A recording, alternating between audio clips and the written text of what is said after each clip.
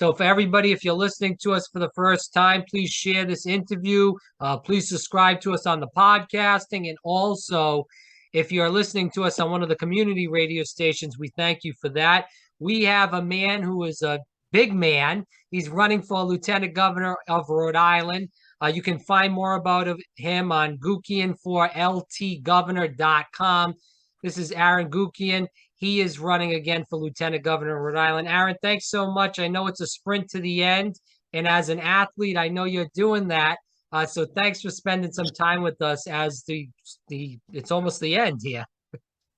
Yeah, we're at a sprint here.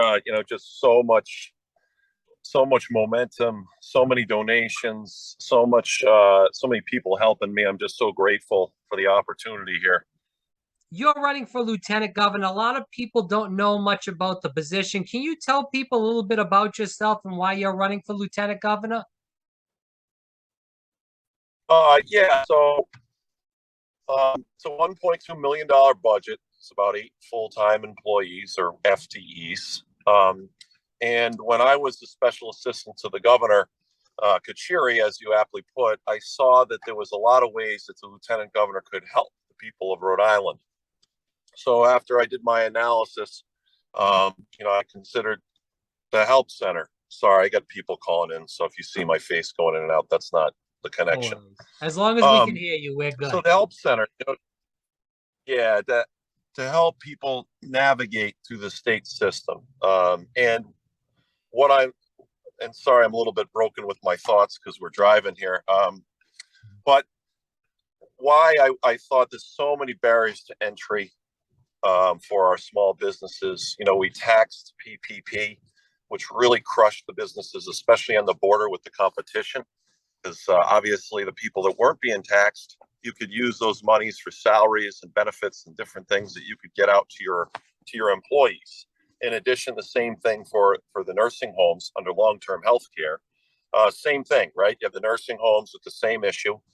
And so when I'm in the market, as I always, kind of use this reference, I'm 6'7", I'm a big guy. So, an old lady comes by and says, "Hey, can you get me the peas at the top shelf?" I get it, help her. Well, a simple phone call for me might take you or the listener 8 to 12 weeks to navigate the state system. And what I say is, it's one thing if you're going to take taxes and fees, from our small businesses, but it's another thing if you're going to take our, your time, right? So what we need to do is streamline, cut the red tape, make it easier. And I feel like I'm the man for the job, and I can kind of go into my background shortly. I'm going to be walking because my father just dropped me off because he was driving. And so just know that if there's a little walking going on, that's why. No worries. We appreciate your time, Aaron. As we keep going into the interview, Aaron Guckian here on Fire Breathing Rob. Definitely check him out as we wind down to the general election. Aaron, let's talk about this. You talk a lot when you are doing media hits about the help center and helping senior citizens too. Can you go into those two objectives that you want to accomplish as lieutenant governor if you do win this position? Well, the first thing you got to do is you got to meet. And even though the appointed lieutenant governor says that she's meeting in the Secretary of State board minutes, which you have to report, it's showing that she can't get quorums, that she's not meeting, that she's done less than 50%. And, that for me, I mean, when we did our analysis, it was 13 out of 27. Let's call it 15. Let's call it 2 hours. That's 30 hours for given this time frame, it's just not enough. And part of my whole thing is get up and grind. I'll be sitting down for a minute. Sorry about the listener. It's all about getting up and grind. My mother-in-law died of Alzheimer's. It imploded our family. It was very difficult. And even with all the resources I had, we just couldn't, it was very difficult. So when I worked at the Rhode Island Foundation later in my career, there was just so many resources there, and so many times people need to know where they're at. And because I worked at one of the oldest and largest community foundations in the country, which is in Providence, $1 billion in assets, the biggest charitable funder by far, vice president of a bank. I was a business banker, special assistant to the governor. With all this, I was chairman of the Warwick Sewer Authority. I'm a public music teacher. The reason I go through all of this is qualifications matter, background matters, especially if you're going to take over a $13.6 billion budget in a crisis. And I feel like there's a stark difference between me and my opponent. It has nothing to do with her personal story, has nothing to do with her personal background. She's a good person. It has everything to do with who do you trust to take over in a crisis? And I believe that's Aaron Guckian for Lieutenant Governor. Aaron, just going into the Emergency Management Council again, there's been flooding, obviously the winter storms, there was hurricane issues that struck Rhode Island, the healthcare crisis, the RSV, the COVID, all these crises are hitting, and, she wasn't holding those meetings. So what can you do? Because if you step into this office, obviously these things aren't really going away. The sea level rise in Rhode Island, there's still going to be hurricanes, winter storms, and obviously it seems like this health crisis is an ongoing phenomenon. What would you commit to doing in these meetings to make sure that these problems don't get thrown under the rug like they have been with the lieutenant governor right now? Well, the Rhode Island Foundation, I learned that you convene a group of experts, Yeah. you have a few sandwiches, and you start talking about how can we help, right? And I always say, let's start small and get big, right? I'm a big man with the big plan, but you got to start small. And so sometimes in emergency management, it's about practice. It's ensuring that everyone's connected. It's having backup ways to communicate. I learned this in the station fire when 100 people died, and I was a special assistant to the governor when I was 25.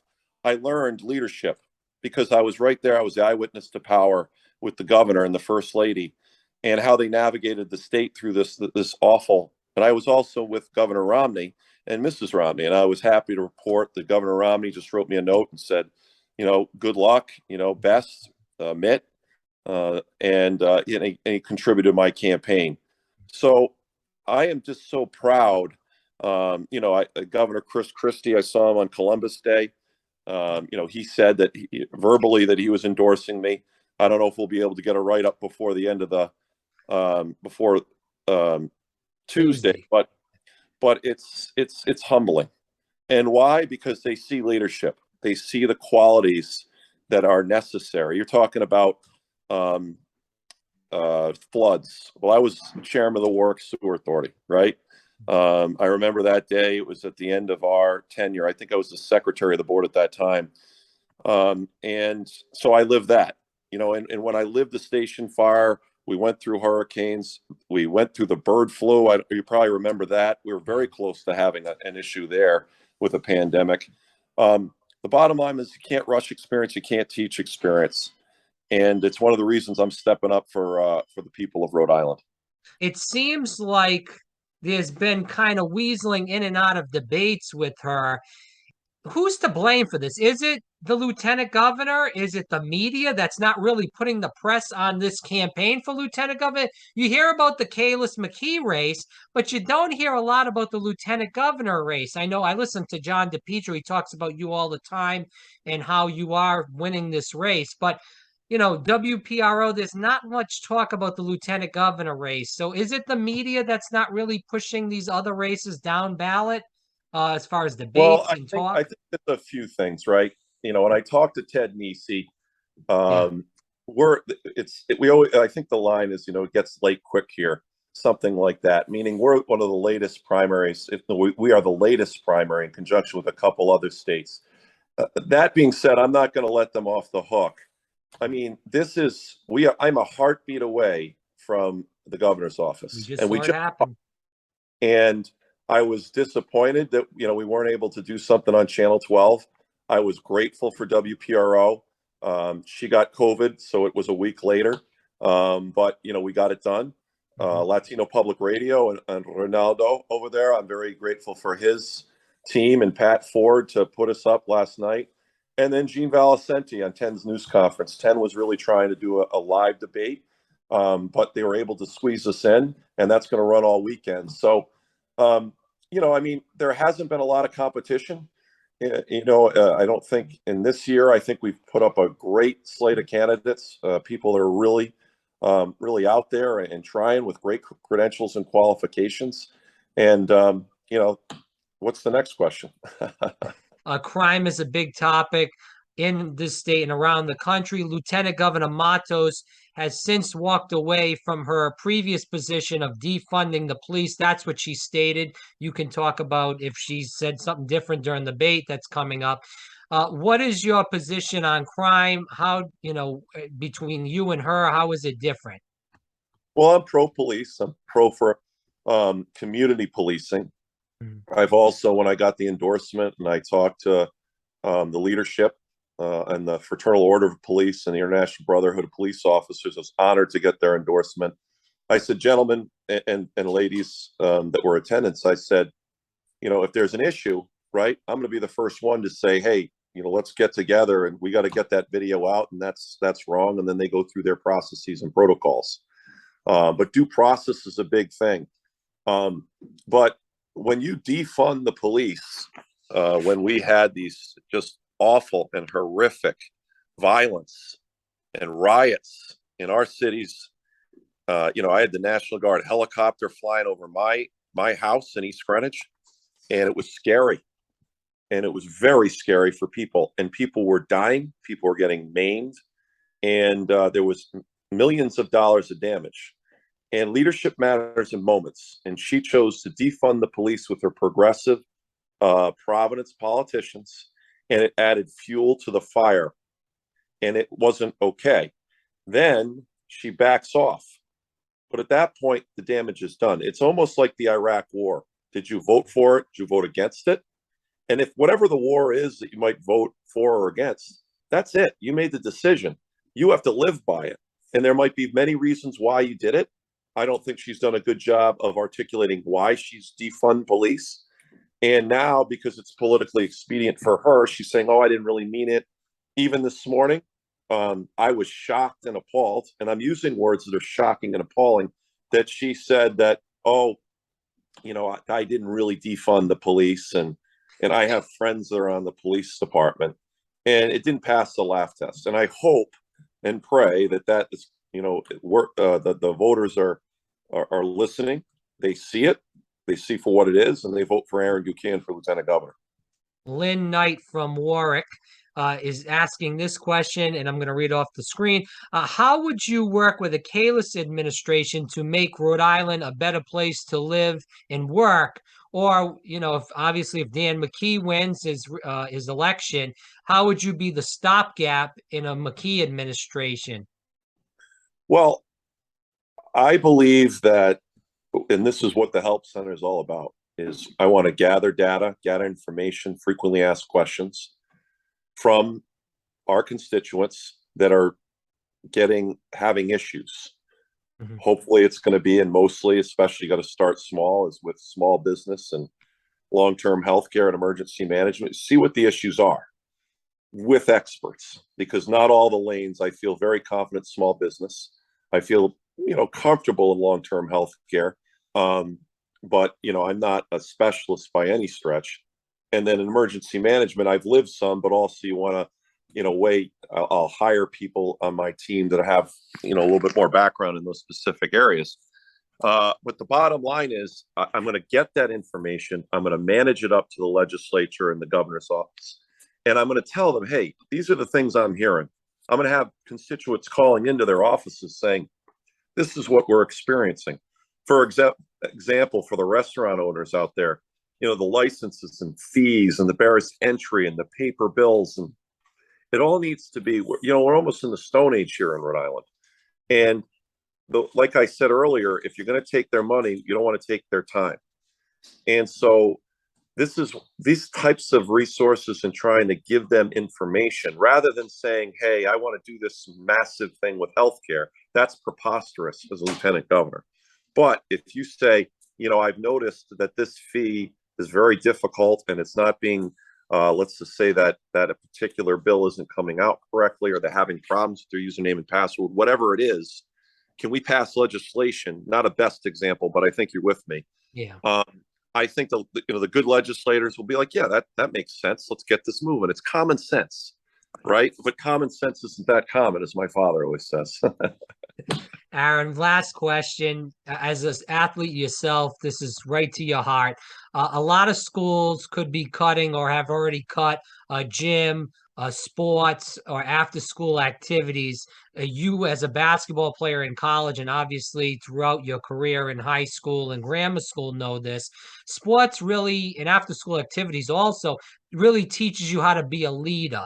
Can you talk about the importance of being an athlete and after school activities in general? Yeah, well, I'm also a musician. I was a trumpet Right. player. I'm an opera singer. So these types of resources, especially with mental health, and I think it goes hand in hand. You want to keep kids busy, you want to keep them active, and hopefully they can find passions. I know when I was stressed, and when I still am stressed, if I'm playing trumpet or I'm singing, I'm a happier guy.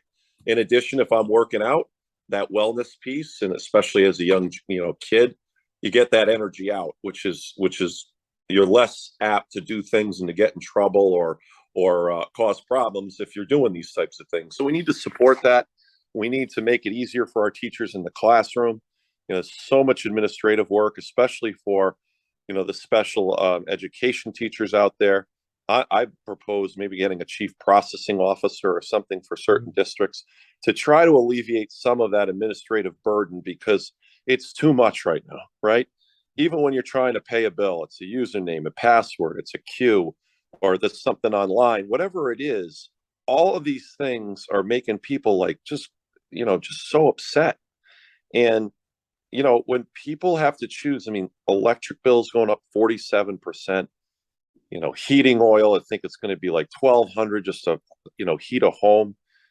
It doesn't work. And when you said to me, like Democrats and independents, I mean, I know this is an independent state. I'm not going to give up on the state of Rhode Island. I have been all in on this. It's one of the reasons I ran. Half measures avail us nothing, and I will not give up, because this is not okay with me. And I had to step up as a moderate Republican, say, no, enough's enough. I have the background. I couldn't do it. I couldn't walk around and complain to anyone. I said, if I'm going to complain, I want to get in the race. And that's what I did. Well, we're thankful for that.